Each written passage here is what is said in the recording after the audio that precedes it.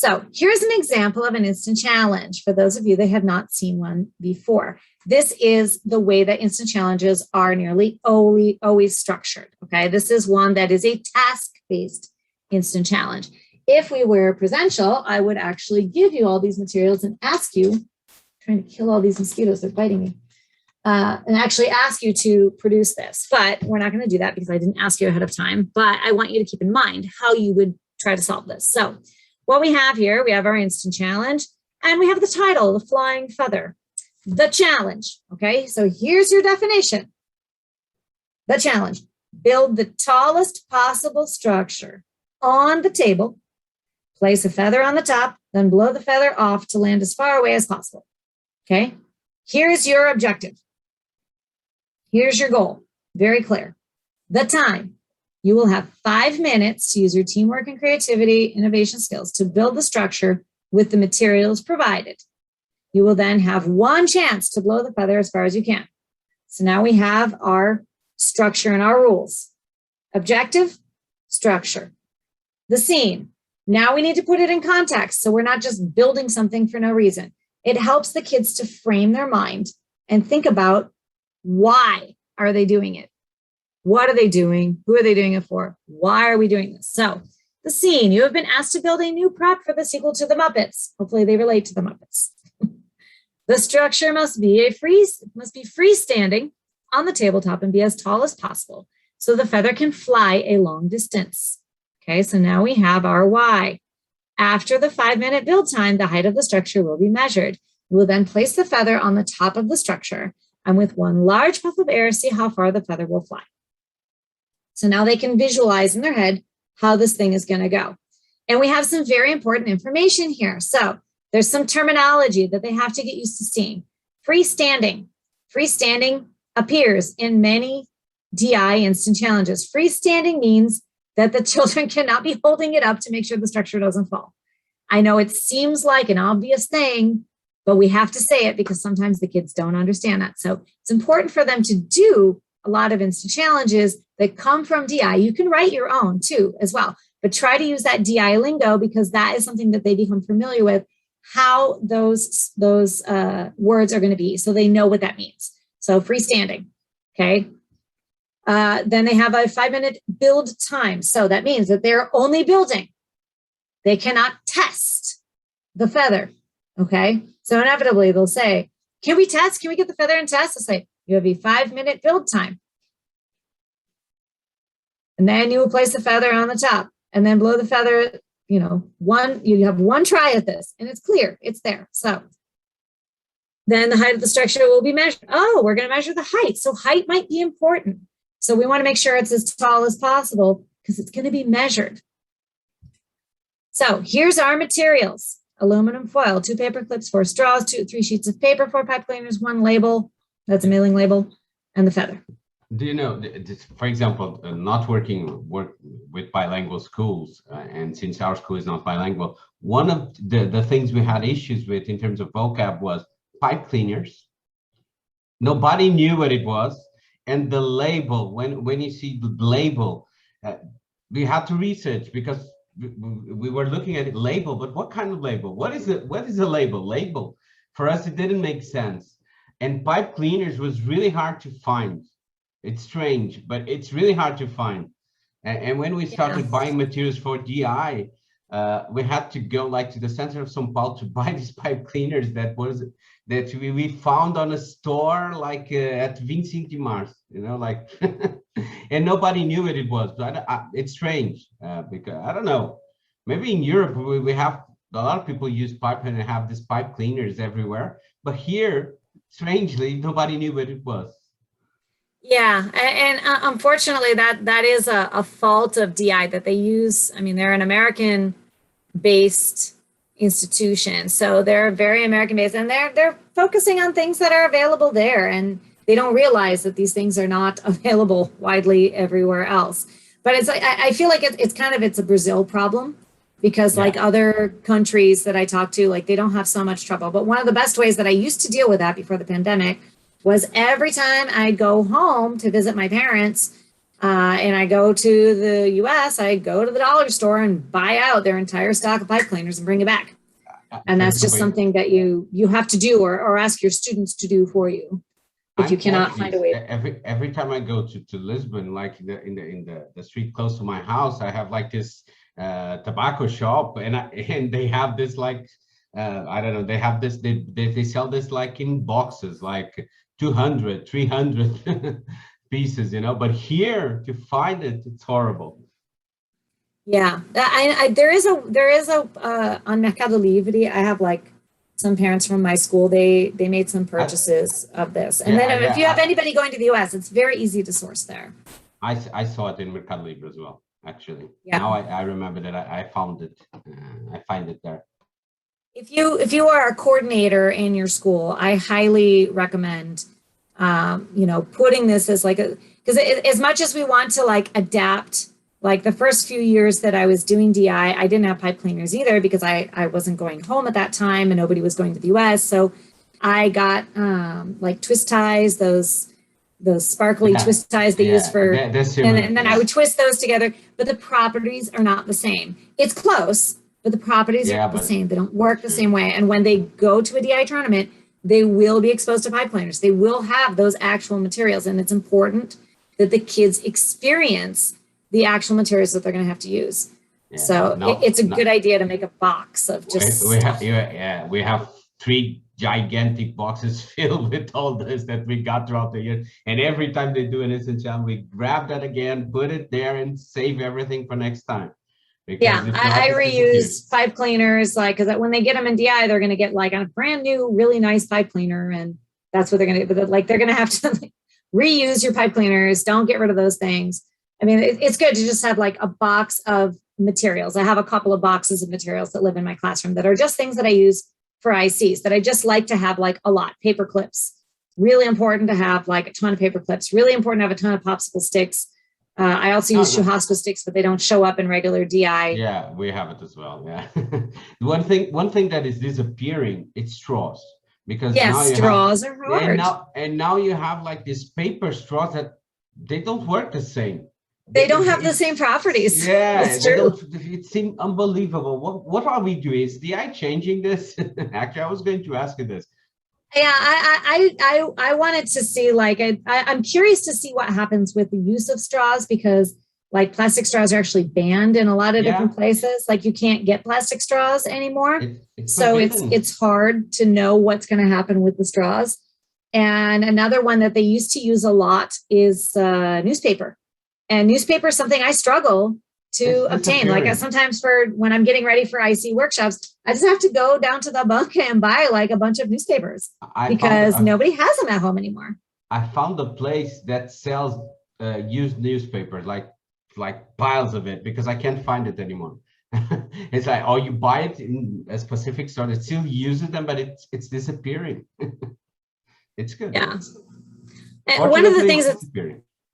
yeah. I mean, it's good because it's making the world more sustainable. But some of these things like DI started using them because these are things that are generally trash items or like coffee stirs. Coffee stirs is another one. Like we just don't have coffee stirs here like they have in the US. So it's like you can't really get anything that has the same kinds of properties. We do have, but they are different. Like the ones in the United States, they're like I don't know how to explain. They're like they have the entire coffee stir has the same dimension. Here, the tip is wider and Wider and they're smaller because our coffee and they're comes in a little smaller, tiny cup. It's not like this exactly. huge thing. Yeah, the American ones are much bigger. Yeah, they look like popsicle sticks, right? It's similar Yeah, to it. they're like wooden popsicle sticks, Yeah, but like thin, yeah, and it's yeah, weird. And there's like the old fashioned ones that look like little paddles. I used to use yeah. the ones from McDonald's And that like little paddles. they're that make a boat. longer. It's well, it's different. Yeah, I remember that. Like the first time we went to a tournament, and then like I had been using the coffee stirs from, the little coffee stirs that we had in the office for the teacher's coffee to work with my kids. And then they had coffee stirs in their instant challenge, and they were like, they picked up this thing. They're like, what is this? They didn't know what it was. So that's why it's important to spend time like brainstorming about the properties of materials, because then when they encounter something that they're not used to or that they've never seen before, heaven forbid, but it could happen, then they at least know how to tackle it and they're not like confused. Then you also have at the end, you have your scoring. So here's the score. So like 2 points for every centimeter of height, a maximum of 60 points. So here's some information from whoever is in that role of paying attention to the score. Oh, hey, look, it's a maximum of 60 points. So we know that anything over 30 centimeters is not going to score because we have a maximum of 60 points. We can't get any more than that. If we get over 30 centimeters, great, because maybe it's going to make our feather go farther. But if it's not going to make the feather go farther, if it's not about supporting the feather, we don't need to waste time on trying to make it higher than 30 centimeters because we're not going to get any score for it. So it's just about supporting the feather. 5 points if the feather lands on the table, 15 points if it lands on the floor, up to 20 points for how creatively your team uses the materials. So it's important having these roles, and then they're looking at the person who's in the role of being the score master is making sure that we're focusing on, we need to make sure the feather lands on the floor because look, we get 15 points for it. We don't need to focus on height unless it's going to help our feather fly farther above 30 centimeters because we don't get any score for it. So creativity materials, let's make sure that we're not using them in typical ways. Let's try to use it in a new way, something that is unexpected, okay? Keeping them focused on that.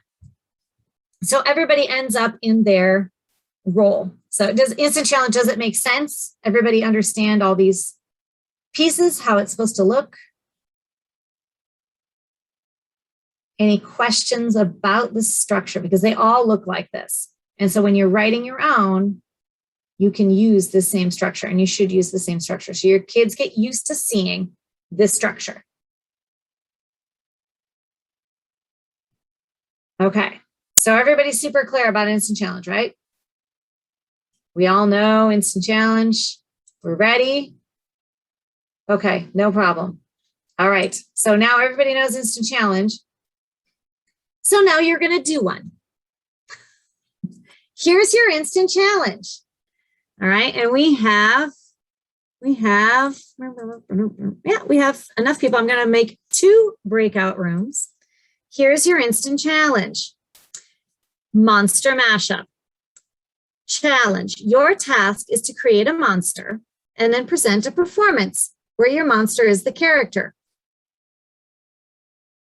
Hi, Moon. Good morning. Setup. There are 2 tables. This is not what we're going to do. We're going to have 2 breakout rooms. And in each breakout room, you're going to use the whiteboard, or if somebody wants to get a piece of paper somewhere in their house and bring that piece of paper there, you can choose one person to be drawing on the paper. But if you use the whiteboard, you need to take a screenshot so that we can put the monster together on the whiteboard or not on the whiteboard, on the slide deck of when we are back together, all right? So one sheet will be labeled the top, so one breakout room will be labeled top, the other will be labeled bottom. Procedure, part 1, 3 minutes. Your team is going to be in 2 groups. Each group will go to a different breakout room and draw either the top or the bottom of the monster. The 2 groups may not communicate during this part of the challenge or look at each other's drawings, so you cannot move between your breakout rooms. Part 2, you're going to combine the 2 halves to make one complete monster, and then plan and practice a performance in which your monster is the character. 2 minutes to stick them together and figure out how he's going to be used. Part 3, 2 minutes, present your performance. Be sure it has a beginning, middle, and end. And it's funny, like we always say this because for kids, we think it's going to be obvious that you're going to do something that has beginning, middle, and end, but sometimes they don't think about what is the beginning, middle, and end. So then they start presenting and they have no idea how to end their performance. So a lot of the time this language isn't there. So the materials, 1 top sheet. You can use paper or you can use the whiteboard and take screenshot, whatever is going to be easier for you guys in your groups. I think paper might be a little bit easier, but I'll leave it up to you guys to decide. When we get to the end of this, we can decide. And then there would be 8 sheets of 8 markers, but we don't have that. Scoring, 10 points if your performance has a beginning, middle, and end. So make sure it has that. Up to 15 points, 30 points maximum for the creativity of each part of your monster. Up to 40 points for the creativity of your performance. Up to 20 points for how well your team works together. Are there any questions about what you guys need to do Everybody's good. Do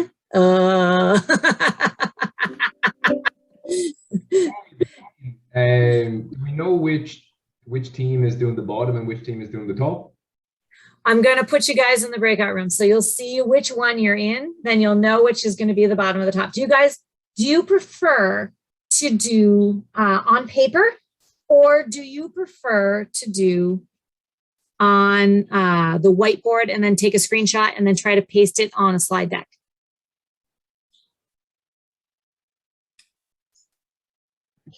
Well, I think it can be more creative if we do it on paper, so we have more freedom to choose the monster that we want, right? Well, I don't know, actually. I think it might be easier to try and fit them together if we do it online, but I mean, I'll leave it up to you guys. But everybody has to feel comfortable with like using the whiteboard in that case. Sure. So if everybody is okay with that, I'm going to allow everyone to share screen, and I'm going to stop sharing my screen, and I'm going to make our 2 breakout rooms. All right, here's our 2 breakout rooms. I'm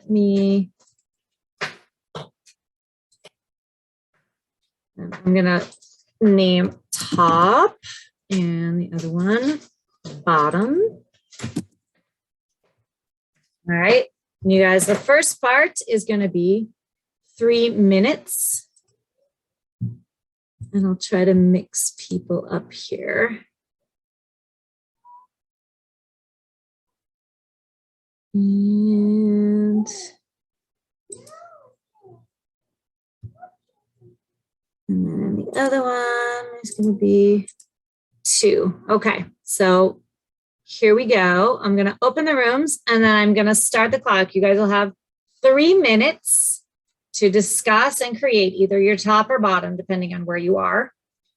And then when we come back, please bring a screenshot of that guy, and I'll open the slide deck and we can stick them on the slide deck, and then we can put them together. Or if you decide to draw on paper, then we'll try to figure out how to do that. Okay, are you guys ready? I'm gonna get our 3 minutes. Chama ela, por favor. Yeah, let's try. All right, here we go. 3 minutes starts now. It's very hard. Anything could be interpreted as interference inside the IC room. So like, you know, like they look at you and they want guidance. So it's like, don't look, look down at your lap, look, you know, somewhere, anywhere other than at the kids. They solve the same IC that is assigned to their challenge. So every single team at the tournament that's elementary level fine arts will solve the same IC. So it is a level playing field. If they end up doing it virtually, the teams will have to provide the materials to solve their IC. And then these materials are listed in the rules of the road. If it's done at a presential tournament, then materials will be provided to the teams. Okay, so it really depends on what we end up with when we get there. We hope for presential. Before I move on, any questions about IC? Now we know what Instant Challenge is. All right, so in the interest of us finishing at 10:30, I'm going to jump into this. Is that okay with everybody, or do we want to get up and stretch for 5 minutes?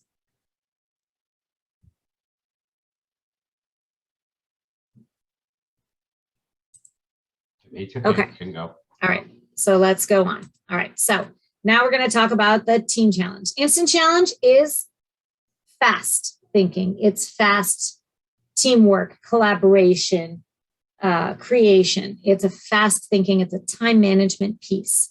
And it is 25% of the points that you get at a tournament comes from your IC. The team challenge, 25? No, I think it might be 40%. I'm not sure anymore. I'd have to see the breakdown. The team challenge is about long-term planning. It's about project planning and management. And when we say project management, I know that sounds like, oh my gosh, this is like such a mature term. They're just kids. But honestly, it is what we're doing. And we're trying to teach them how to do this, and we're giving them tools with how to do this so that they can apply it in other parts of their life, in other parts of their academics, for example. So from our 3 components, this is our portion about the team challenge. Okay, and these are our team challenges for this year. Same thing applies, no interference. So the solution is stuff that comes from the team measurement. The solution is the thing that ends up on that stage. Every drop of paint, every stitch in a costume, every nail hammered into the scenery, that all needs to be work and ideas of the kids. You can teach them the skills like sewing or how to paint, but just not on their background. You can teach them how to use a drill, but not on their background. Teach them how to use it safely. You help them to understand what the challenge is. Okay, so don't let them think they need to do a play about camping because they see the word tent inside the title of the challenge. Okay, understanding what the challenge is asking them to do is important. If they have a great misunderstanding about what the challenge is asking them to do, they cannot do it well, they can't earn points. And it isn't fair for them to try and do something, be focused on something that is a completely wrong understanding of what the challenge is asking them to do. So you should help them understand what is that challenge asking them to do.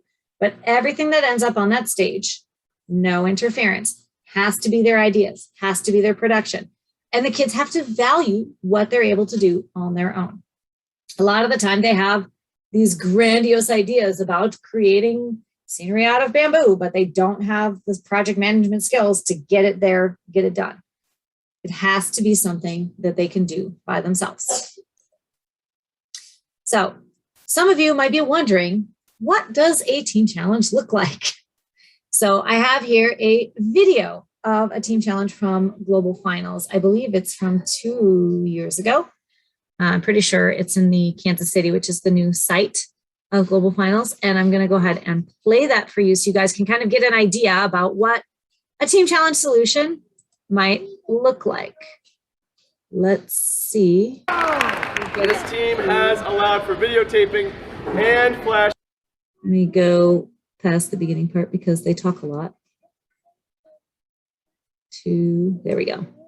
Your time begins now. This is the Ottoman Empire, the royal electron we require. The prince's wedding we will celebrate. Rest assured it will be so great. Welcome to the Ottoman Empire, where everyone is an element on the periodic table. I am Bismuth, the Master of Ceremonies. Today we have some royal bismuth to attend to. I am the king here, so I have a touch of bling. I have a son named Oxygen, though today his name may be Oxygrim. Most people in this land call me Oxygen. I am here to get married. Even though I am looking quite prim, this man should not be hurried. I'm Radon, I'm a dark substance, I'm only getting married for the riches. I'm from the Austrian Empire, political gain I must acquire. At your service I'm hydrogen, attendant to the Archduchess. My duty is to meet her every need, but part of me longs to be free. I am the splendid court jester, but you should know that I pester. Arsenic is my name, and for everything I am blamed. This is the Ottoman Empire, the royal electron we require. The prince's wedding we will celebrate. Rest assured it will be so great. We've come here for food, drink, And entertainment. Here to dine at the table of elements. We are here to witness the bonding between Archduchess Radon and Prince Oxygen using the royal electron. Now, ladies and gentlemen, I would like to introduce the Honorable Fulton Ledward II. Though some may say that he hath not led well. Ladies and gentlemen, we are here today to witness the bonding of Prince Oxygen and the noble Archduchess Radon of the great Austrian Empire. You will marry her, won't you, Oxygen? She He surely is one heck of a gas. Well, if it is my father's will, I guess I shall obey him. But as this is a pre-arranged marriage, I do have my eye on another gal. I thought you were a non-reactive gas. That's all well and good, but I have something to admit. I put the crown electron deep in the dungeon long ago, but with my age, I've forgotten where I put it. Without the crown electron, I won't be able to marry Prince Oxygen. No matter, my dear, I have faith that you and the prince can go into the dungeon and find it. That sounds like a job unbecoming of my nobility as an archduchess. Hydrogen, our beautiful Sarah, go with my beloved fiancé and assist him on his search. Yes, madam, right away. I would certainly love that royal electron for myself, so I shall send my pet sphere Dalton into the maze to retrieve it. You see, Dalton is missing a valence electron. He would certainly love to fill up that shell with that royal electron. Dalton, please. Oxygen and lowly attendant Hydrogen now descend deep into the dungeon to find the royal electron. Unbeknownst to them, of course, the evil court jester Arsenic is after it as well. Will their search be in vain?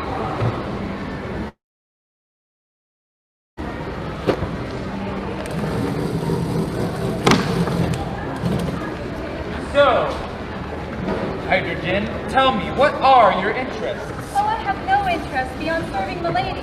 Her interests are my interests. Bah, surely you must have some passion beyond just attending to my fiancé. Well, I quite enjoy singing, but milady hates it when I sing. Singing? I love singing. Please, sing me a song. Well, I have been working on something. It's called Can't Stop the Bonding. I'm afraid I must cut you off right there. Arsenic, it appears that you're looking for the royal electron too. When you find it, will you please give it to us so me and the lady can bond?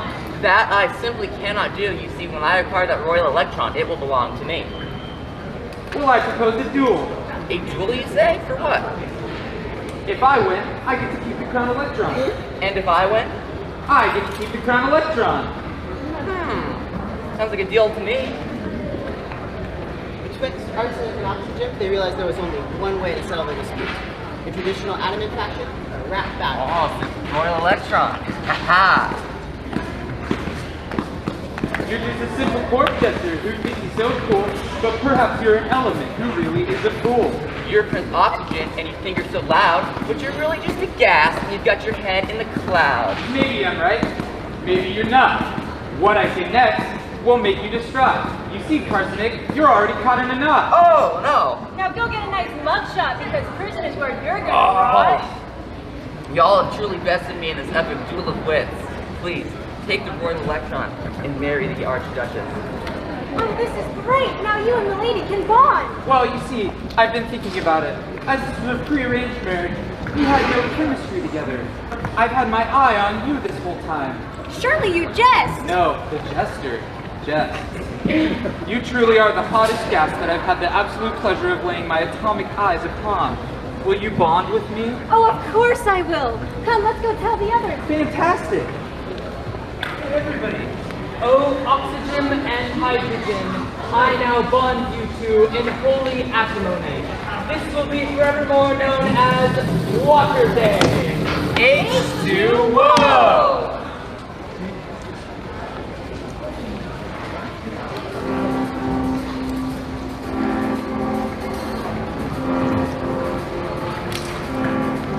I got this feeling in my protons.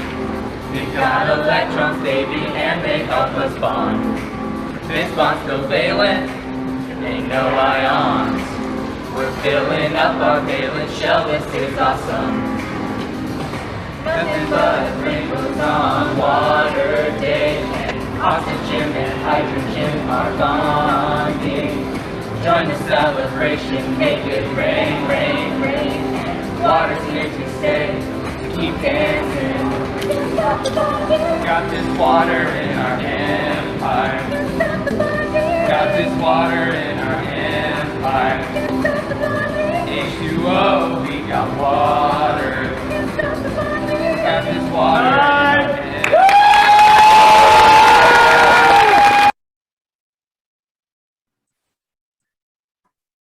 Okay, there's a lot there, right?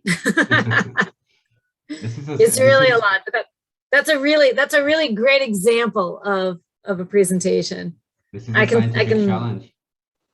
I think Science, yeah. if I had to guess, I think this was not scientific. I think that this was a tech challenge.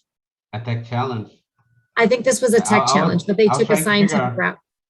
Yeah, I was trying to figure out like team element choice, singing, dancing. Was that? Yeah. Yeah, I think there's probably a team choice. I think it's a tech challenge because you're looking at Yeah. because of this maze. And, I and think the that ball, this is the maze. And the Yeah, ball was like they going. had- I was trying to figure out what it was. Yeah, the ball was going through a maze. Yeah. Because I think this was maze craze. I think, and I think that was a tech challenge. And then he had to go through the It had to go through the goal. maze, and then it had The to go maze and through then something that I that don't was the remember. crown. That was the crown. Yeah, and that is this the structure that they had here. Now I know what it was. Maze craze. Yeah. Yeah, I think it was maze craze. So like if we wanted to go back in and like Whoa. look and see what maze craze was, I mean, this is a really Whoa. good example. Like you see, they took a scientific track on it. I don't think that was a requirement of the challenge. I think it was just something they were interested in. They had singing, they had dancing, they had original songs. They had piggyback songs where they took a song and wrote new lyrics. They had tech stuff happening. They had a science experiment in the back that dissolved something. I mean, there was so Dissolved, yeah. much going on. But Yes. and in terms of time, it's longer than the normal challenge because I thought it was about 11 minutes. No, well, the whole thing is 11 minutes, but they actually okay. start presenting at the time begins now at 3:50. Okay. So I think it's the regular 8-minute The regular presentation, 8 but minutes, like this okay. part was just them reading, and then like here, like you didn't get Okay, to see this part, okay. but like they chose, like they had to soft what is the maze that they're going to have, because they have to prepare for could be any Whoa. maze. So then that maze has to be set up on the floor so they know which maze they're going to get. So there's a lot of stuff that goes, and then they introduce the team. So And they put a lot of extra stuff in the middle. They put a lot of extra elements here. yeah, there's a lot. And that's the thing. It's like, okay, the kids had to make, probably they had to have something that went through a maze. And I think it Maze, probably and had to go through Yeah, and had to this go little through thing a- at the end, yeah, right? yeah, Which it failed to portal. do. So there was probably some points they lost there, if I had to guess. It had to go through a portal, something like that at the end. That's if I recall. Yeah. So here I just put the link here in case you want to watch the whole process at a later time. You can do that, and you can see what like the whole setup of what this is a good example of what you expect to see at a tournament. You got people walking all over the place. You got people writing on clipboards. I mean, this is what happens in a regular presidential tournament, and there's a lot of stuff that goes into it. But there's a lot of elements here, and you end up seeing like different things. So like they had to get this thing to go through the portal at the end. It didn't do that. They probably lost some points there. The portal was integrated into their presentation and into what happened, but they had a lot of extra stuff. And so you had to go through a maze. Did they do that? Yes. But they took it way farther than they had to go through a maze. Okay, everything went through the maze. They had costumes, they had scenery. And if I recall right, I don't think any of these things are required, and then they still had this techie thing, moving stuff around and running, there's some like tech creation going on. They had a They science didn't- experiment in the back. Yeah, they didn't need to have the mechanism of the science experience, if I recall. It was way Okay. simpler. Like the requirements were simple. Yeah. So, and the idea, the challenges that we have in DI, they're written in a very open way. So like teams can do something amazing like this, that's like shocking you, like, oh my goodness. And then teams can also do, the bare minimum. And if that's what they want to do, they're allowed to do that. And nobody's going to be like, oh, you guys did the bare minimum. It's not very interesting. But they'll see that reflected in the points because we're looking for innovation. We're looking for something amazing that's going to wow us.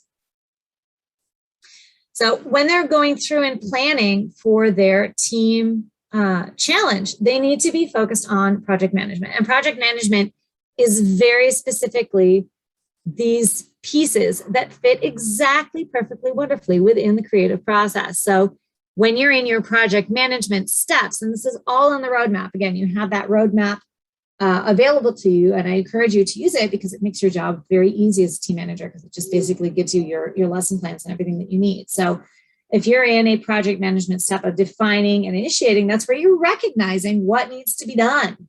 So they're going to take the time to identify the problem, the challenge, decide to work together. We're going to move from storming into norming and decide to collaborate. Then we're in planning. You are imagining, generating ideas, trying to define goals, creating your project management timeline. What are your deliverables? When are you going to get them done by? What skill sets do you need to acquire? How are you going to acquire them? Then doing, executing, and monitoring and controlling. Let's reinitiate, collaborate. They're going to take time to experiment, creating those goals. Make sure that things are being done when they say that they're going to be done. Going back and rereading and trying to check things, practicing the solution, improving the solution. And then finally, reviewing and closing. That's where we evaluate and celebrate. That's where we're at the end. We present, the audience reacts, and then we think and reflect. Again, we're not done after the tournament. You're not done. We're still looking at how we can improve, because there's never a point that they're completely done. They have to get this into their heads. They can always do more. They can always do an additional step.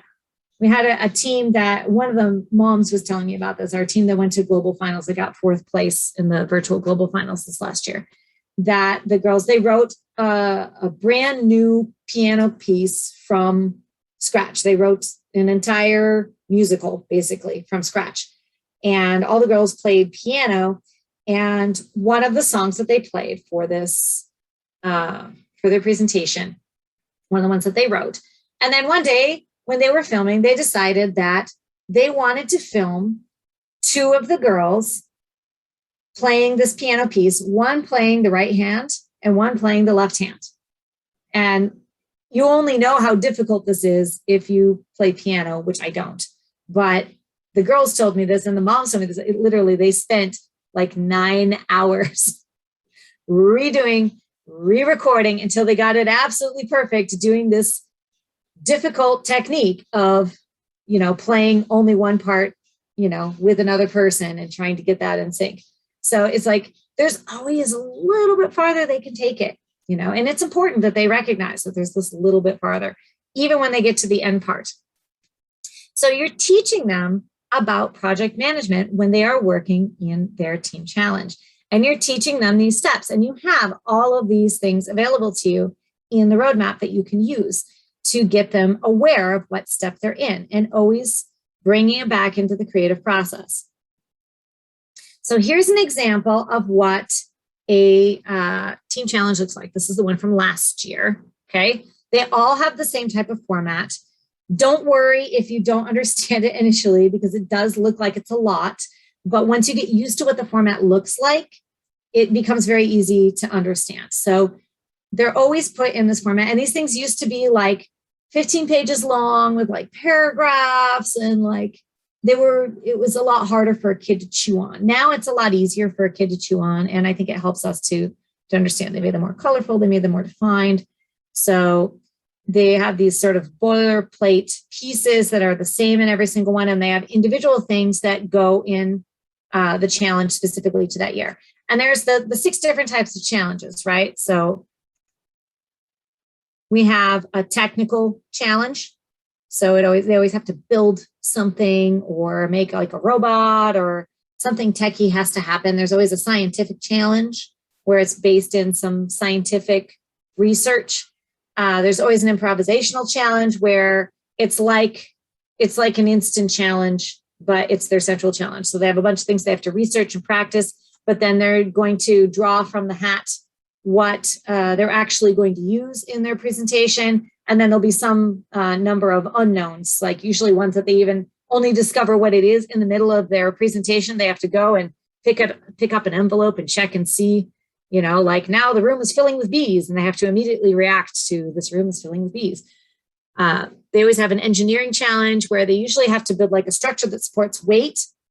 But in like the last time that we actually had it, they had to build a bridge out of playing cards, Playing cards. which was And that's a friend, it was hard. That Yeah, was it a was hard hard. one. That was a hard really one. hard. And a friend of mine in DI, he's usually either one of the writers of the engineering challenge or he's the editor of the engineering challenge, and it goes different ways. And he also works in project outreach too. And he wrote that one with the cards. And he told me, actually, it was so weird. It was literally like 2 weeks before our tournament that he had a dream that at one of the tournaments that he was appraising, one of the teams built their bridge out of tarot cards and the audience died. And then like the week after that, then we had our first case in the pandemic in Brazil.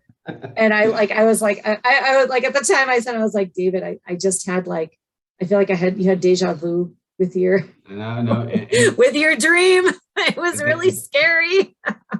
Actually, it was wasn't my like- team that did that challenge, but there was something in the rules that was really hard for a lot of people to understand about the tape, the type of tape they could use. Like the day before, we looked at it again, and we were looking with the kids and said, but we cannot use this tape. Like the night of the day before the presentation, it was horrible. It was the kids suffered in that moment because it was like, Yeah. I think we had like 8 hours till it started. So the parents went on searching for that specific type of tape to use. Whoa. But it was interesting for them. When because I did the structured check-in for that challenge that year, and I did the layout on the stage too. It took forever for us to tape the stage with the right measurements, and we kept getting things wrong. I mean, it was awful. And I was like video calling with David the whole time. I'm like, please check this. Is this correct? Because we work in metric. We don't work in US system. I want to make sure that we have the right measurements. But one of the things that the teams really struggled with that year was about the measurements for the width and the height. Yeah. A lot of teams where they didn't fit inside the width and the height requirements, and they had to keep changing things. And the weight. There's always restrictions. So but this there's always it's a ramp that has to support weight at the end. I was looking through it and I didn't quite understand what it was. Yeah, I'm guessing because it just based on the picture, okay? Because I haven't read any of these challenges yet, but just based on the picture, I'm guessing maybe they're going to have build some kind of a ramp and a vehicle that's going to go down the ramp. Yeah, and then it has to hold weight. I didn't Probably. understand that part. Right, it's strange. I just went through it very quickly. Or maybe it's going to be like bowling, and they're going to have to knock over weights. I mean, we don't know. I don't know. We only know when we read the challenge. So, but there's always some additional stuff. It's not going to be so easy, right? So Yeah. there's the service learning challenge, which we talked quite a bit about, and about what that could look like, and then fine arts, which is always having to do with something within like arts or music. So this is the one from last year. This is the fine arts challenge. So they have the table of contents, and then you have your getting started. That's a boilerplate piece. So once you understand what's there, that doesn't change so much from year to year. It gives you your budget. It gives you how to get your team number. It gives you like how you need to register. Maybe like you're going to need to register for your tournament. You're going to need these documents. That stuff doesn't change so much. Then it has the part about the central challenge that explains all of your objectives, all the deliverables that you have to have in the presentation. Then you have the team choice elements. Team choice elements is such an important piece of the DI team challenge experience, because the central challenge gives them a number of things. Like you have to have a costume, you have to have a scenery, you have to have a song, you have to have a lighting technique or something. It'll give you these things that have to be there. The team choice elements can be anything as long as it's not already required. So it can be something like you have a kid who is exceptionally talented at painting, and they want to have a painting that they did as one of their team choice elements in the presentation. They can do that. It gives like interesting flavor and interesting twists to the presentations. It makes it more intriguing. It makes them more original, but it also gives them a space that they can put a value on something that they feel is important about themselves. It gives them this ownership, like, I know I'm really good at dance. And so the entirety of our performance is going to be done with interpretive dance. And I'm going to choreograph the whole thing. Okay. So like they can make that decision and they can get points for it. It's super amazing. It gives them a chance to really shine and show like their special talents. But ironically, it's also the thing that the teams frequently forget about. They forget that they need to include this extra thing. They get so focused on the deliverables for the challenge that they completely forget that they can include these cool things about themselves. And they get to include 2 of them. And it's like, I think like 40% of their points or something. It's really cool. Then you have another boilerplate piece, which is like submission requirements. That's going to look probably the same for all challenges, or that they're going to have they're going to have to submit all their paperwork and stuff online this year. So that'll be very specific, a little bit different from what we've seen in years past, if you've done it in years past, but it'll give you directions on how to do that. Then it gives the scoring.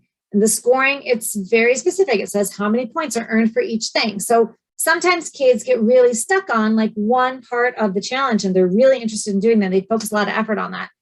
It's important for them to see in the scoring, okay, it's worth, 25 points out of 100.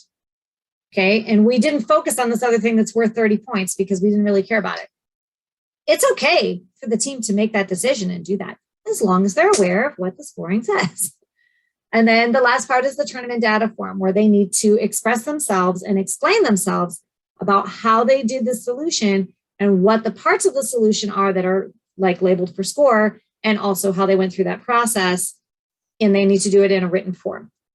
And these are all things that you'll submit on the site. So getting started. So here it talks about how you get your team number, talks about your team budget, talks about the time limit for the presentation, talks about what is the tournament data form and what do you need to do with it. Talks about approaching this challenge. And this thing always says the same thing, like this challenge can be solved in many ways. It's open-ended, can be very simple or very complex, and it's up to the team to decide how they're going to do it. Then solving the challenge, and then health and safety, like please make sure you read the rules of the road for this year. Please make sure that children are being safe with tools, okay? Then you get into your central challenge piece.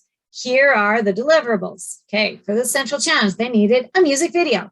This was a deliverable. They needed to have a story. They needed to have a costume. They needed to have production techniques, okay? Usually there's 4. There's usually 4 things that are separated for score. And it gives like little definitions to explain what these things are. Sometimes the teams need to read in between the lines to understand what is being asked. So like one year for the tech challenge, I had it, one of the things that says that all the teams' feet need to be on the floor the entirety of the presentation time. And this is between the lines. Kids cannot get a chair and stand on the chair and look on the top of the tower and see. They have to think of a more creative way to see what's happening on the top of the tower. Okay. They can't jump to see, and some of it's a safety thing, but it's like basically in between the lines, they're saying all your feet need to stay on the floor.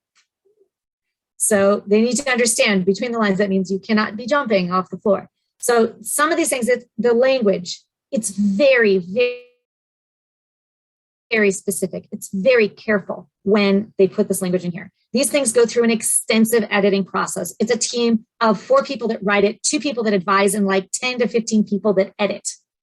And it's a 6-month process between the writers and the editors. And I've been on both ends of the spectrum. And there's, people debate stuff. They talk about materials. They talk about use of language. They talk about what is not clear. These things are very carefully written. The language is very careful. So it's important for the kids to get used to this use of language, that they need to check and see, what does that language mean? So when you're looking at these challenges with them, don't just read through the challenge and, okay, let's start doing it. Let's stop. Let's read. So this week we're going to focus on music video. We're going to read it. We're going to talk about what that means. We're going to try to restate what each of these little bullet points is in our own language. We're going to see what are the things that are important for score here. What do we understand for that? What does that mean? Take time to understand these different elements, because that gets them in depth with the language, and that gets them to notice things. Like one year I did a instant challenge workshop for team managers at the DI conference. That was the Ignite conference.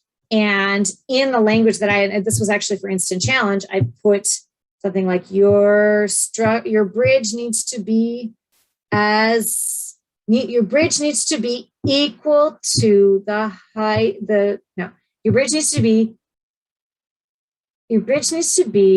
equal to your tallest member of the team, something like this. But it wasn't specific that it had to be the height.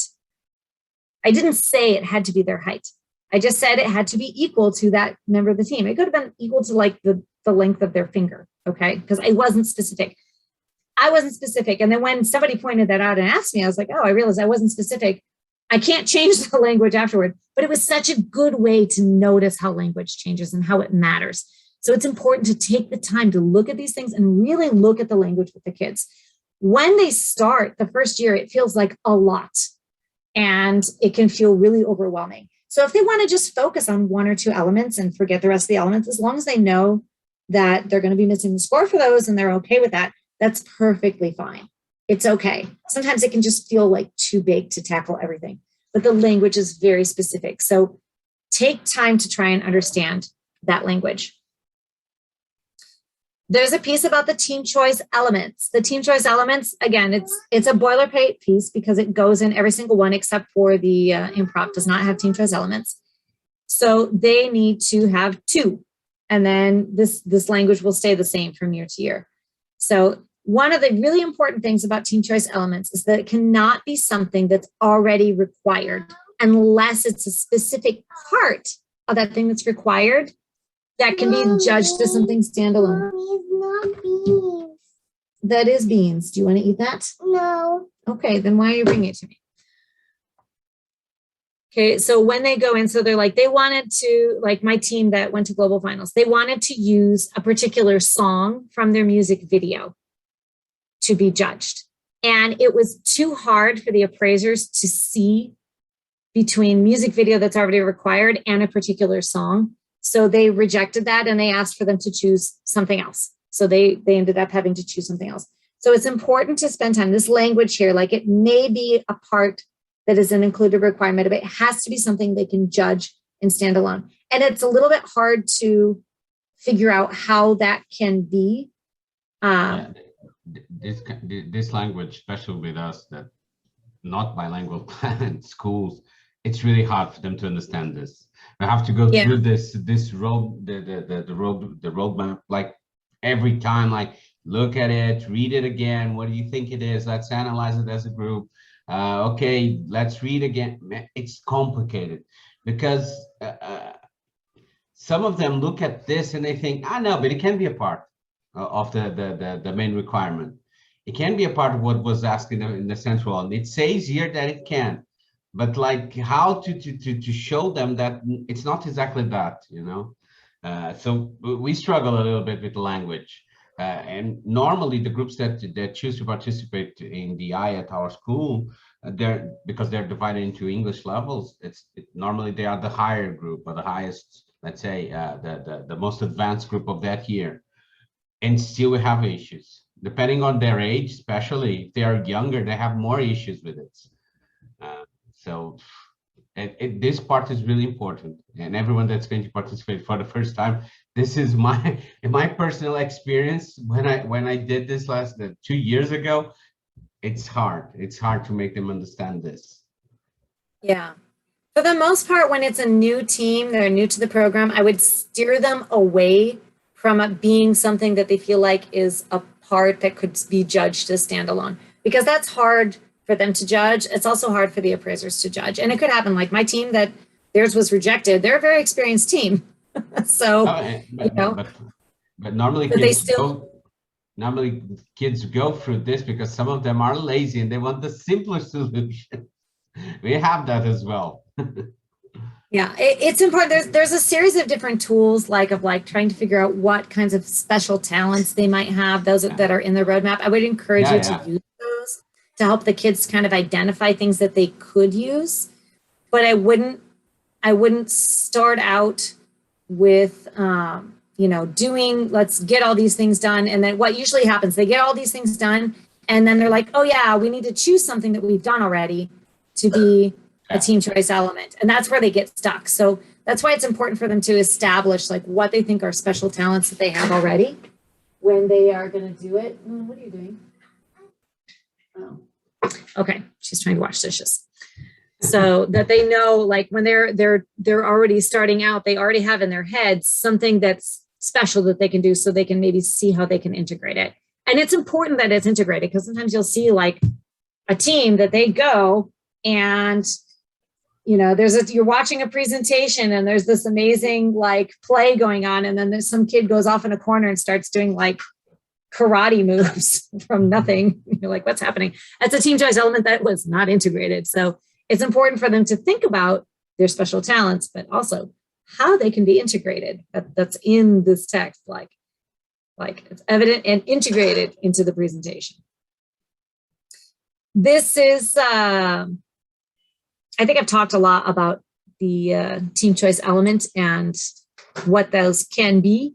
I'm going to send the link to this because I'm not going to play it for you guys, but just so you have an example, if you want to watch and see what a virtual presentation might look like, in case you have teams that are going to do the virtual open, or in case, you know, worst case scenario, we end up in lockdown and we end up having a virtual tournament again.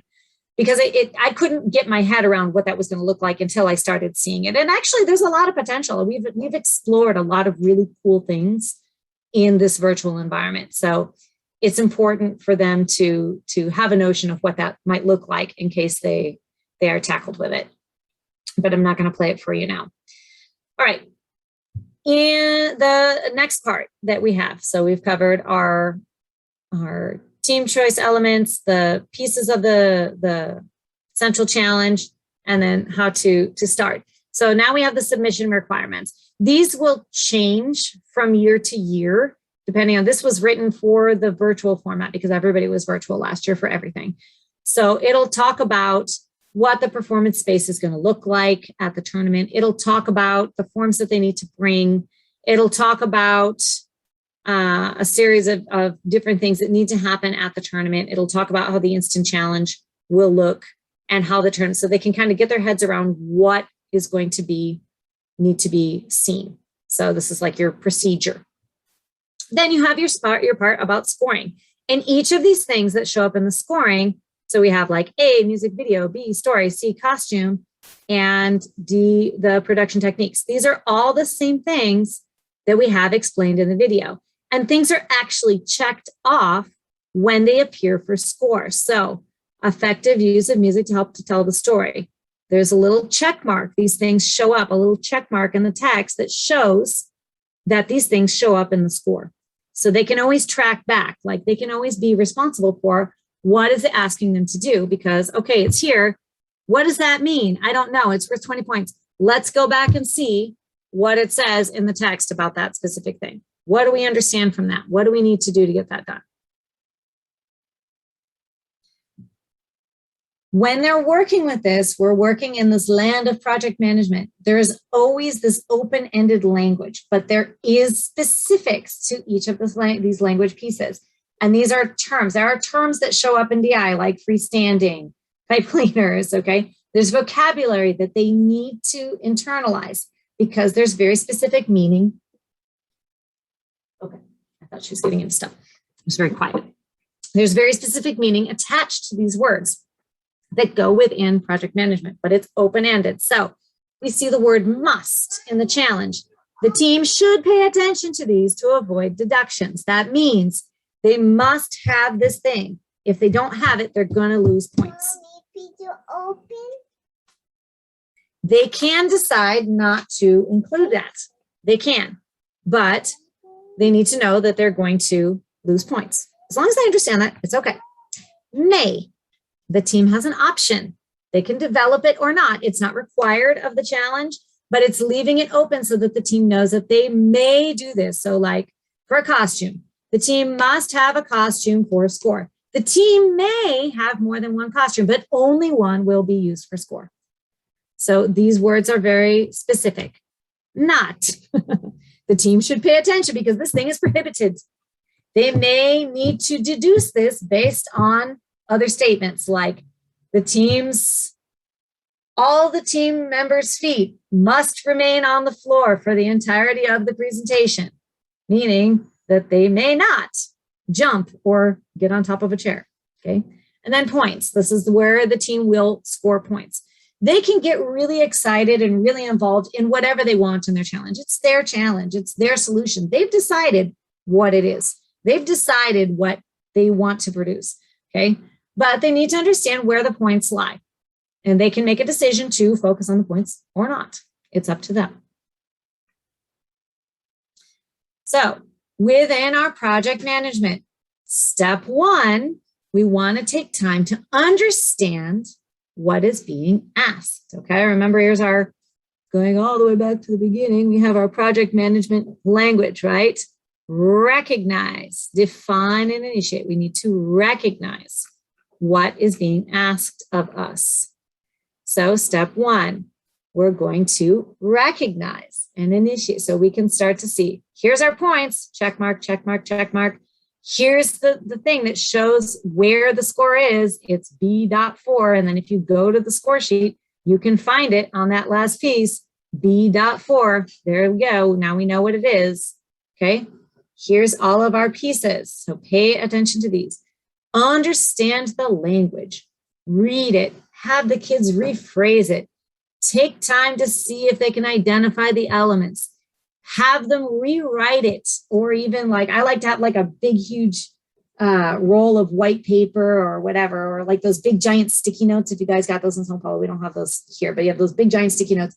Stick that thing up. Let's see, story. This is what we understand about the story. Write that stuff down. Keep record of that stuff.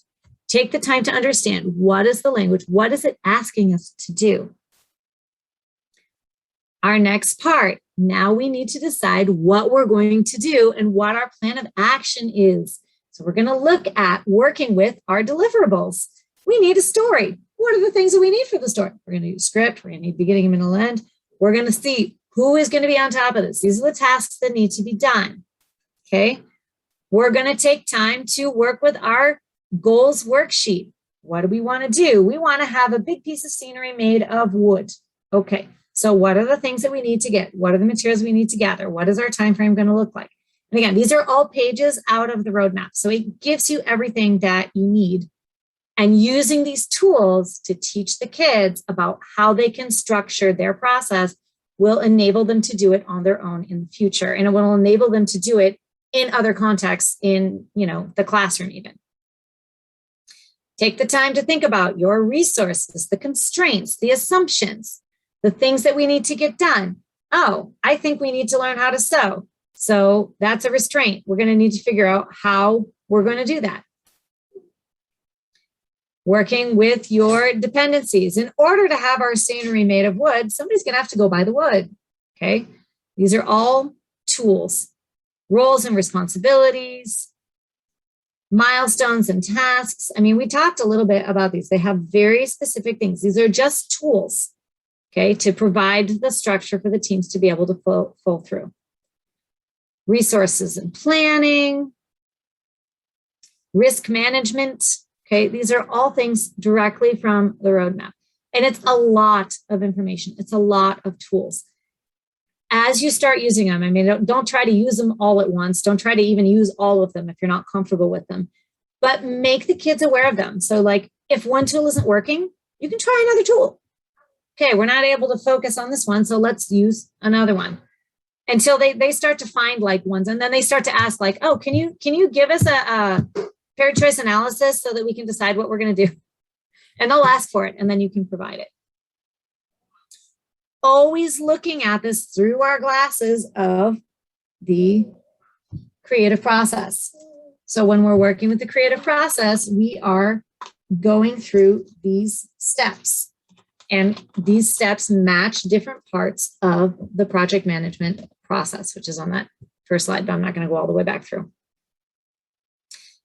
Again, as you work with this, first moment, we're going to recognize what it says. So get on, watch some videos on YouTube, talk about the challenge, talk about what Fine Arts Challenge means, kinds of things that might be done, look at the scoring elements. What's going to be important for you guys? And then start the project plan. Next step, we're brainstorming. We're trying to research. We're trying to gain skills. We're trying to figure out, okay, we're going to do these specific things, and this is how we're going to execute them. And these are the things that we need to learn how to do. Then we're initiate, collaborate, start creating. They can't start creating if they don't understand what the project plan is. That's why it's important to pull all these tools out. Always go back to the project plan at every team meeting and make them responsible for, like, guys, we got to check. This is what we said we're going to do. Are we on track? Okay. It's not your job to keep them on track. It's your job to provide them the structure that they can keep themselves on track. And they need to make that decision to keep themselves on track or not. Okay. And a lot of this is when it becomes really key to communicate with parents, because the parents, sometimes they don't understand. They're like, oh, my kid's not doing it and it's your fault. You're not making them do it. That's not your role as a team manager. Your role is to give them the structure, provide them with tools, help them to understand what they need to do. But the execution and the end product, that's on the kids. So and it's hard for parents to see them fail, but it's an important part of the process. You always make them aware of the process. Always ask them questions about their progress, about what do they have as a team in terms of being an individual, and then always check that progress with the elements that they decided that they're going to focus on. Finally, when you get to the tournament, they're going to present. Okay, it's done. It's there on the stage. The scenery broke. The thing didn't work. The thing didn't turn on. Somebody lost a prop. I don't know what happened. Always go through and look at those scores and talk about the feedback. Okay, when they go to the tournament, they get two types of feedback. They get the scores from the appraisers, and they get these sticky notes, which is all about, like, the positive stuff that they did. Like, costumes were really exciting. I loved that song you wrote.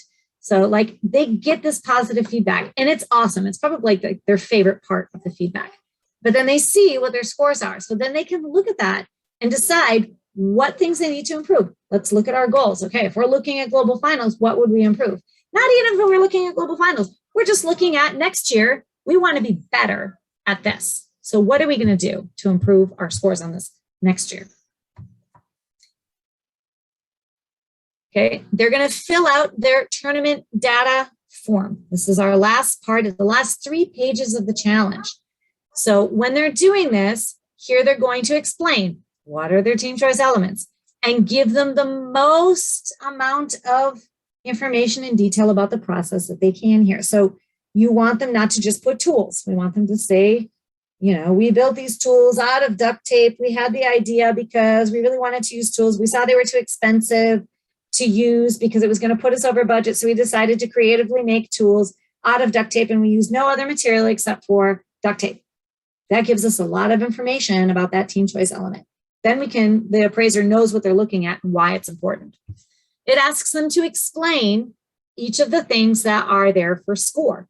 So that's a really important thing for them to understand what their process was. And sometimes that's a great way for them to identify that they didn't really put a lot of focus on one of those things that's for score. It's a way to make them accountable. And then the last part, it asks them to reflect on all the stages that they went through here in this creative process. Okay. So how they recognized, what they were thinking, what they talked about, how they imagined, what they went through to initiate and collaborate, what they went through when they were assessing, what they went through when they're evaluating and celebrating. Okay, it asks them to verbally, in a written form, respond to all these stages. And this is not something you should do at the end. This is something you should do with the teams progressively. Like, don't wait until the last, the day before, the week before, whenever these are going to be due online to fill this stuff out. This is something you should take time. Like, if you're in the recognized part of the process, okay, we're in recognize. We're looking at videos. We're talking about this. Okay, let's think about what we're doing to recognize. How are we recognizing? Have them respond. Write that down. Okay. It may be that they change their view, and maybe that they add to this, but always try to do this progressively. Nobody's going to look at this and score anything based on this, on what's on this last page. But it's really important for the kids because they need to recognize how they are progressing. They need to be held accountable for their own progress because it's not you, it's all on them. And we want them to see that they've grown, even if they didn't do 3 of these elements, but they had a great process. They learned, they grew, they became better people. They realized things about themselves that they didn't know. That's what we want. That's what we want for these kids. We want them to realize their potential. So they need to be made aware of this process, and they need to take time to reflect on it. It's really important to do this last page. It's not scored, but I really feel like it's one of the most important parts of this reflective process when they're doing the tournament data form. And that is all that I have for you guys. And we finished before 11.